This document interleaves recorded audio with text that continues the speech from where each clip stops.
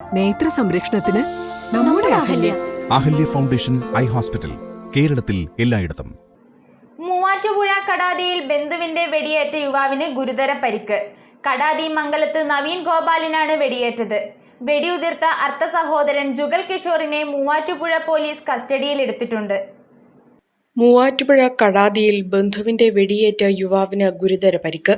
കടാതി സ്വദേശി മംഗലത്ത് നവീൻ ഗോപാലനാണ് പുലർച്ചെ വെടിയേറ്റത്.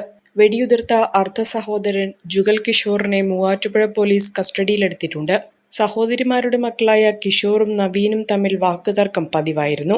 വിദേശത്തുള്ള കിഷോർ അടുത്തിടെയാണ് നാട്ടിലെത്തിയത്. വീടിനു മുന്നിലുള്ള ഇടവഴിയിൽ വെച്ച് വാക്കുതർക്കത്തെ തുടർന്ന് നവീനിനെ വെടിവെക്കുകയായിരുന്നു.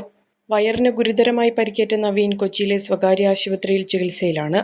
നേരത്തെയും കിഷോർ നവീനെ ആക്രമിച്ചിട്ടുണ്ട് എന്നാണ് നാട്ടുകാർ പറയുന്നത്. വെടിയൊച്ച കേട്ട് പരിസരവാസികളാണ് നവീനെ ആശുപത്രിയിൽ എത്തിച്ചതും പോലീസിനെ വിവരമറിയിച്ചതും. സംഭവസ്ഥലത്ത് ഫോറൻസിക് ബാലിസ്റ്റിക് വിദഗ്ധർ പരിശോധന നടത്തി. സ്ഥലത്തു നിന്നും വെടിയുണ്ടയുടെ കേസുകളും കണ്ടെടുത്തിട്ടുണ്ട്.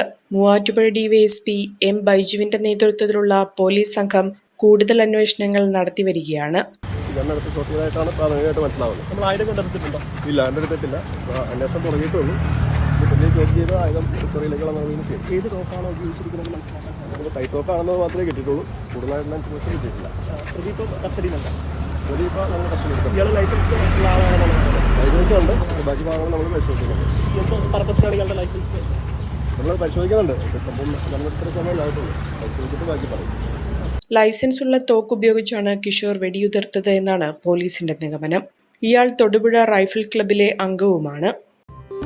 ചമയങ്ങളില്ലാതെ, ചായമില്ലാതെ, മായമില്ലാതെ, ഹൈസ.